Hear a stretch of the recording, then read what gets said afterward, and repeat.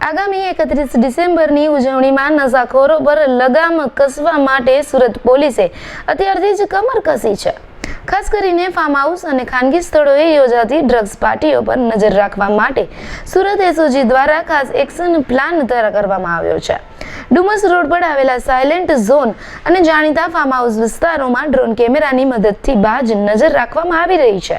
જો કોઈ વ્યક્તિએ ડ્રગ્સનું સેવન કર્યું હશે તો તેને પકડવા માટે પોલીસ પ્રથમવાર ખાસ ડ્રગ્સ ડિટેક્ટ કિટનો ઉપયોગ કરશે, જે સ્થળ પર જ નશાની પુષ્ટિ કરી શકશે। ભૂતકાળમાં ફાર્મ હાઉસમાં દારૂ અને ડ્રગ્સ પાર્ટીઓ ઝડપાઈ હોવાથી પોલીસે આ વર્ષે ટેકનોલોજીના માધ્યમથી નશાના સોદાગરોને જેલ ભેગા કરવા માટે ચક્રવ્યૂહ ગોઠવ્યો છે। આજે સમગ્ર એસઓજી ખાતે સાયલેન્ટ ઝોનથી ચેકિંગ ચાલુ કરવામાં આવ્યું છે। સતત ચેકિંગ ચાલુ રહેશે। અમારી પાસે એન્ટી નાર્કોટિક્સની 2 કીટો છે, પ્રોહિબિશનની કીટો પણ છે, FSLની 2 વાન છે, 5 અમારી ટીમો છે। સતત અમે ફાર્મ હાઉસીસ ઉપર નજર રાખશું, ડ્રોનથી પણ નજર રાખશું તથા જે કોઈ પણ પકડાશે એની કાયદેસર કાર્યવાહી કરશું અને જે લોકો જાહેરમાં ફટાકડા ફોડશે એ લોકો પણ કાર્યવાહી કરશે અને જેલમાં એ લોકોને રહેવાનો વારો આવશે।